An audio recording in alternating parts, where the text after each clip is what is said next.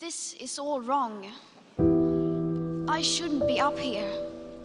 I should be back in school on the other side of the ocean. Yet you all come to us young people for hope. How dare you?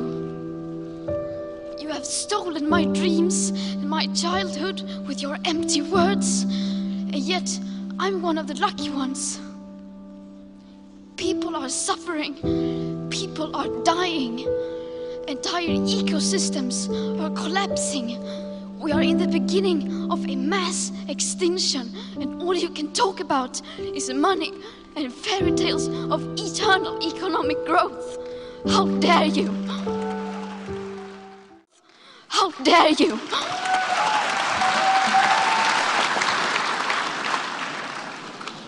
For more than 30 years, the science has been crystal clear. How dare you continue to look away and come here saying that you're doing enough when the politics and solutions needed are still nowhere in sight? You say you hear us and that you understand the urgency. But no matter how sad and angry I am, I do not want to believe that.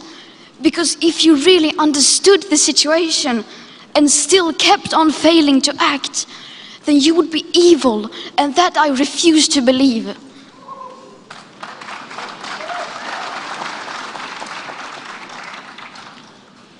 The popular idea of cutting our emissions in half in 10 years only gives us a 50% chance of staying below 1.5 degrees and the risk of setting off irreversible chain reactions beyond human control.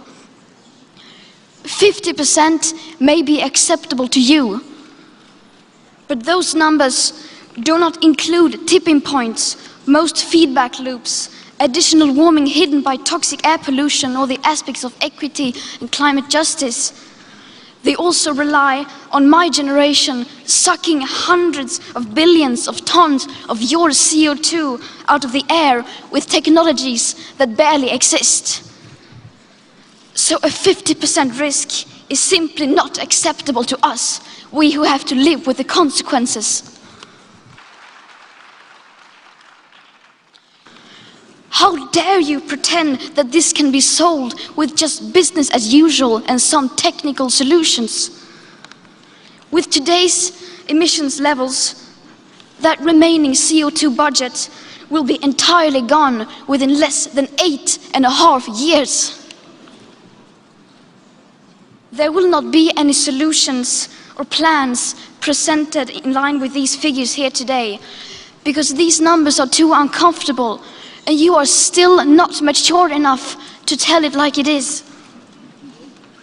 You are failing us, but the young people are starting to understand your betrayal. The eyes of all future generations are upon you.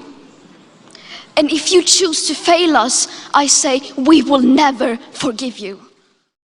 Well, tonight, a teenage figure who's become synonymous with the fight against climate change is coming to life here in the Bay Area. A 4-story mural of Greta Thunberg is nearing completion in Union Square.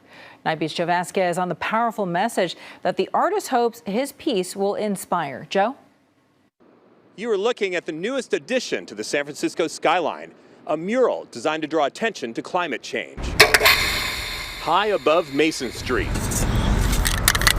10 stories up on the side of the Native Sons building near Union Square. Andres Petrocelli, an internationally renowned artist who goes by Gore, is painting a teenage girl with big blue eyes and a Mona Lisa smile. It's a mural of Greta Thunberg. She's the 16-year-old from Sweden who has inspired young people all over the world to take to the streets and let older people know they want climate change to be taken seriously. What I want to people is to realize that we have to do something for the world, otherwise this is the beginning of our extinction. Gore says his paintings often provoke reactions. He made the beloved Robin Williams mural on Market Street that was demolished to make way for some high-rise apartments. But this work of art, he says, is different. This one is a little bit more political in some kind of way because I want them to think about it, to create conversation with the friends and everything. Have you seen the mural of Greta? Say, what is that about climate change? Cobre is donating his time for this cause. The environmental nonprofit One Atmosphere is buying the paint. You hit people with public art and it hits them in the heart. Hoping people will be inspired not just to gawk, but to act. She's a child. At the end of the day, it's a child that's telling us what to do. Now! I hope that people are touched by this image and that they understand the innocence and the strength and the power of her message. And it helps people to bring about some change in their own lives and also get involved politically and bring about changes, at a national and international level. The Greta mural is expected to be completed by early next week. In San Francisco, on the Night Beat, I'm Joe Vasquez. This is all wrong. I shouldn't be up here. I should be back in school on the other side of the ocean. Yet you all come to us young people for hope. How dare you? You have stolen my dreams, my childhood with your empty words. And yet I'm one of the lucky ones. People are suffering. People are dying. Entire ecosystems are collapsing. We are in the beginning of a mass extinction, and all you can talk about is money and fairy tales of eternal economic growth. How dare you!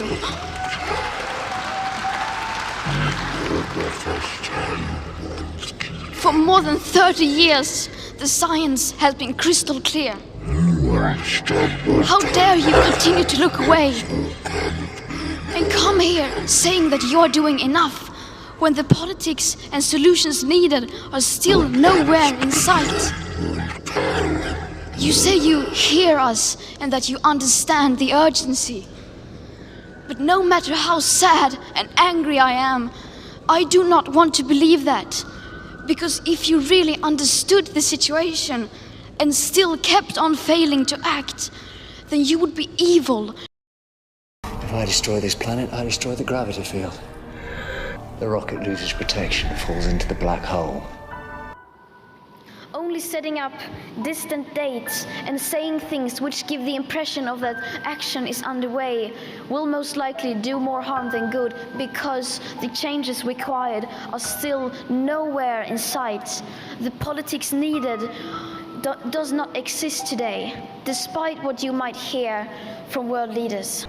Well, the test of the final judgment, I don't know. If I kill you, I kill her.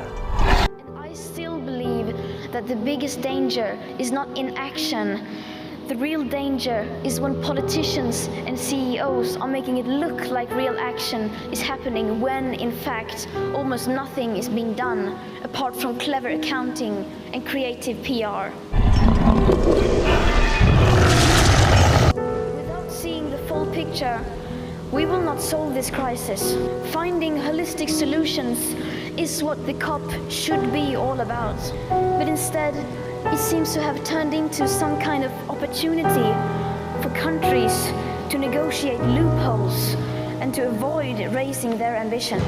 Except that implies, in this big grand scheme of gods and devils, that she's just a victim. But I've seen a lot of this universe. I've seen fake gods, and bad gods, and demigods, and would-be gods, and all that. In just 3 weeks, we will enter a new decade.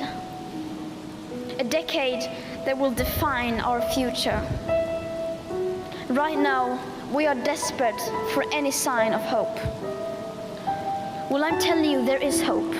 I have seen it. But it does not come from the governments or corporations. It comes from the people.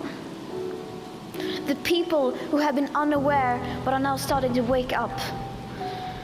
And once we become aware, we change. People can change. People are ready for change. Out of that whole pantheon, If I believe in one thing, just one thing.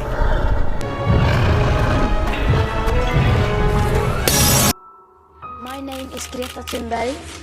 and I want you to panic. This Swedish teenager is being credited with igniting a climate revolution. First off, let's take a look at her credentials. Greta Thunberg first heard about climate change when she was just 8 years old. Soon, she'd convinced her family to go vegan and to give up flying. She says that gave her hope that she could make a difference. Greta's Friday for Future protests began in August 2018, when she sat outside the Swedish Parliament on her own every Friday. This is your freedom! Free to die! You're going into that black hole and I'm riding with you.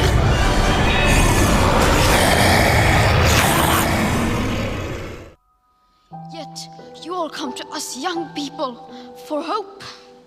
How dare you? How You have stolen dare my dreams, you, my childhood, sir. with your empty words. And yet I'm one of the lucky ones. How dare you continue to look away? How dare you, sir? But no matter how sad and angry I am, I do not want to believe that. Because if you really understood the situation and still kept on failing to act, then you would be evil, and that I refuse to believe.